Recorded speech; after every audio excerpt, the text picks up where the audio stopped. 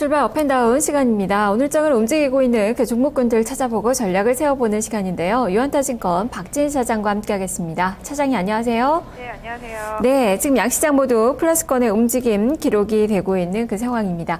자, 종목별의 특징부터 먼저 점검해 주시죠. 네, 지금 현재 시장 장 초반 급등 이후에 숨고르기 흐름을 보여주고 있는데요. 거래소 시장 외국인과 기관의 매수세 돋보이고 있는 모습입니다.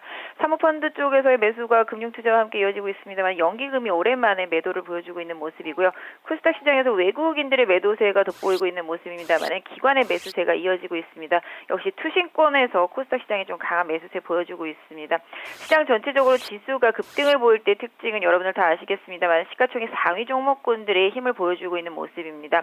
현대차라든지 삼성전자, 장 초반에 현대모비스라든지 SDS 모두 상승세 보여줬습니다만은 지금 현재 탄력이 약간 좀 떨어져 있는 모습 보실 수가 있겠고요. 건설주들의 흐름 강한 모습 이어지고 있습니다. GS건설, 현대건설 강한 모습 보여주고 있고요. 대림산업, 삼성물산, 현대산업 모두 상승세 보여주고 있습니다. 특히 현대산업과 현대건설의 강세가 눈에 띄고 있는 모습을 보실 수가 있겠고요. 전반적으로 거래소 시장은 고르게 좀 상승하는 모습 보실 수가 있겠습니다. 조정받았던 화학주들도 오늘 좀 반등에 나서고 있는 모습인데요. LG화학의 강세 좀 눈에 띄고 있는 모습이고요. SDI도 상승세 이어지고 있습니다. 롯데케미칼 소폭 상승 보여주고 있고요. 전체적으로 지금 화장품 섹터들도 최근에 좀 조정받은 이후에 다시 한번 아모레퍼시픽 중심으로 해서 좀 상승이 보여주고 있는 모습이고요. 바이오 헬스케어 섹터 쪽에서는 좀 등락이 좀 다른 모습 보실 수가 있겠습니다. 셀트리온의 급등세 이어지고 있는 상황 속에서 전반적으로 의료기기 쪽에서도 변동성이 좀 큰 모습인데요. 인포피아라든지 인트로메딕 같은 경우가 급등하는 반면에 휴메딕스 같은 경우 바이오 헬스케어 섹터 쪽에서는 좀 조정을 받는 모습을 보실 수가 있겠고요. 전반적으로 오스틴 임플란트 등도 좀 약세를 보여주고 있는 모습입니다. 그래서 지금 거래소하고 코스닥 모두 상승은 보여주고 있지만 종목별로는 좀 상이한 모습인데요. 게임 섹터들도 그동안에 좀 조정이 깊었던 만큼 컴투스를 중심으로 해서 좀 반등에 나서고 있는 모습이고요. NC소프트는 하락으로 좀 전환된 모습 보실 수가 있겠고 네이버와 다음카카오가 지속적으로 좀 약세를 보여주면서 주가가 급등하는 것에 대한 부담을 바이오 섹터들과 좀 반대 방향을 좀 잡는 모습이 좀 나타나고 있는 것 같습니다. 네. 자, 종목들 이제 상승 종목부터 하나하나 보도록 하죠.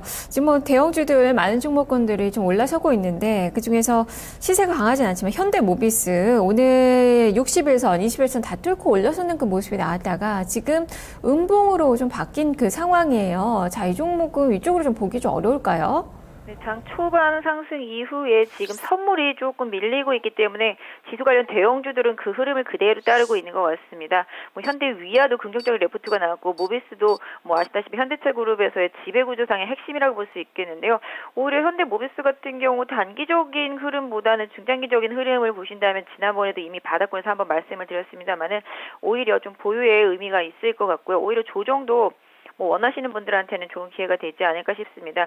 지금 흐름상 24만 원만 강하게 이탈하지 않는다면 현대모비스는 보유 및 저점 매수를 해서 중장기적으로 좀 보유할 수도 있겠는데요. 실질적으로 현대차와 기아차의 실적이 부진하다는 점은 부담일 수 있겠습니다만은 향후 지배구조에 있어서는 모비스를 빼놓을 수 없기 때문에 이런 부분을 노리신다라면은 계속적으로 좀 봐주셔야 될 흐름이 아닌가 싶습니다. 네. 자, 그리고 코스닥 시장에서 갤럭시 S6 관련된 그 종목군들 많이 좀 관심을 좀 받고 있는데 특히 이 삼성전자 루프페이 그 인수 소식에 특히 아모텍은 지금 9% 이상 급등세가 나타나고 있습니다. 자, 이 종목 어떻게 볼까요? 삼성전자 갤럭시 6에 대한 기대감 전체적으로 커지고 있습니다. 관련주들로서 중저가폰 관련주들 얘기도 많이 나오고 있고 스피커 관련주들도 많이 얘기가 나오고 있습니다. 아모텍 같은 경우는 삼성전자를 비롯해서 그 외에 휴대폰 쪽에서는 빼놓을 수 없는 그런 상황을 보여주고 있는데요. 일단은 지금 아모텍 같은 경우 NFC 관련한 그런 부품을 좀 납품하고 있기 때문에 이런 부분이 좀 부각이 된 것 같습니다. 지금 현재 신고가는 상태에서 지금 매물이 좀 나오면서 2만 원 초반까지 좀 내려와 있는 상태인데요. 갭상승을 했던 만큼 아모텍도 이 부분을 좀 메울 수 있다라는 점 좀 염두에 두셔야 될 것 같습니다. 아모텍의 주가 행보를 과거에도 보면은 급등 이후에 급락 이런 식으로 계속 지그재그 패턴이 이어지고 있기 때문에 아모텍도 추가적으로 조정이 나와서 갭을 메울 수 있다라는 점에서 본다라면은 18,000원대 중반 정도까지 향후에 좀 조정이 오는 시점을 오히려 매수하시는 분들은 타이밍으로 노려보실 수 있겠고요. 지금 신규로 매수가 아니라 보유를 하고 계신 분들이라면 일단 오늘 시가 기준으로 해서 깨지지 않는다면 일단 좀 유지하시면서 신고가 흐름을 계속적으로 좀 누려보시는 게 좋지 않을까 싶고요.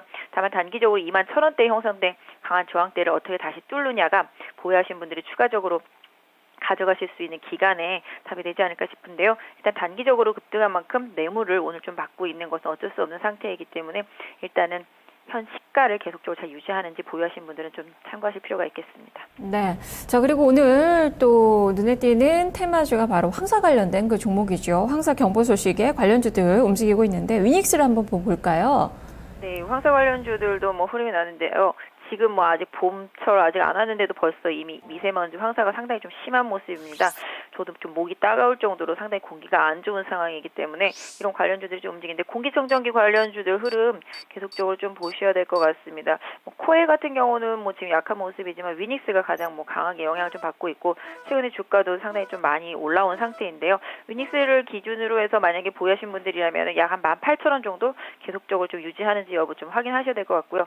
단기적으로는 19,000원 저항 돌파하는지 여부 좀 확인하셔야지만 21,000원 부근 정도까지 좀 상승할 수 있는 여력을 확인할 수 있지 않을까 싶습니다. 네.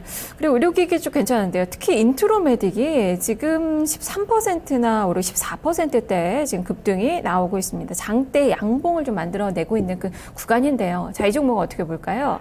네, 최근에 의료기기들 상당히 좀 많이 올랐죠. 뭐 인포피아라든지 뭐 기반으로 해서 전체적으로 좀 많이 올랐던 상태인데요. 인트로메딕만 유독 못 갔었습니다. 유독 인트로메딕만 못 가고 계속적으로 좀 헤매는 흐름들이 나왔었는데요.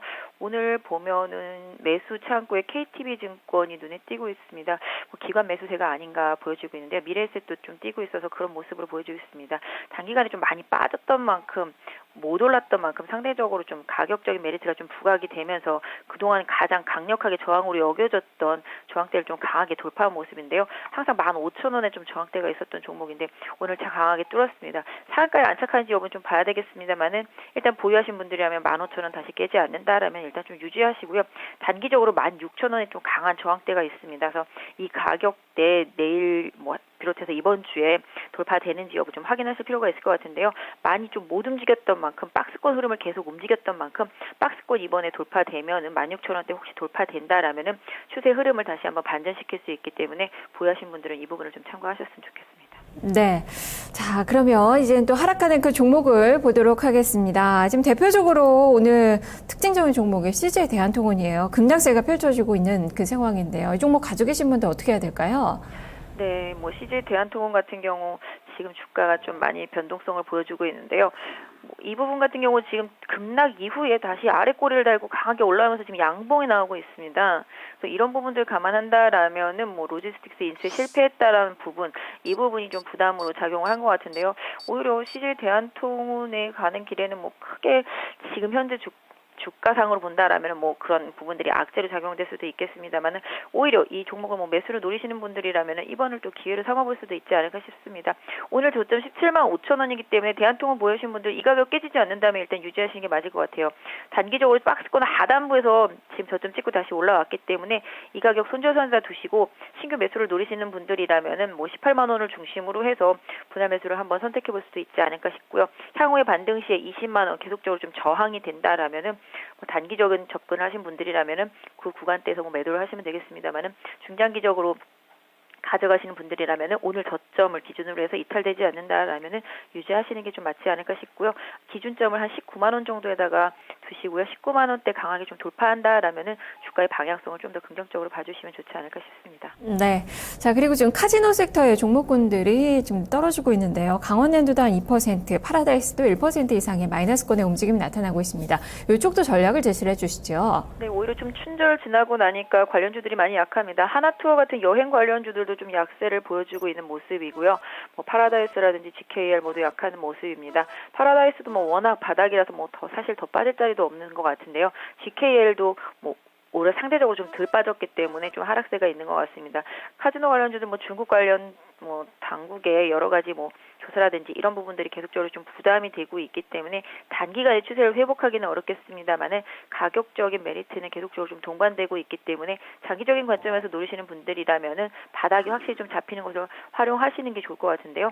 일단은 지금 현재 시장에서 약간 소외된 섹터이기 때문에 굳이 공격적인 필요까지는 없겠습니다만은 중장기적인 관점에서는 장기적으로 분할을 하실 수도 있는 가격대가 아닌가라고 보여지고 있고요.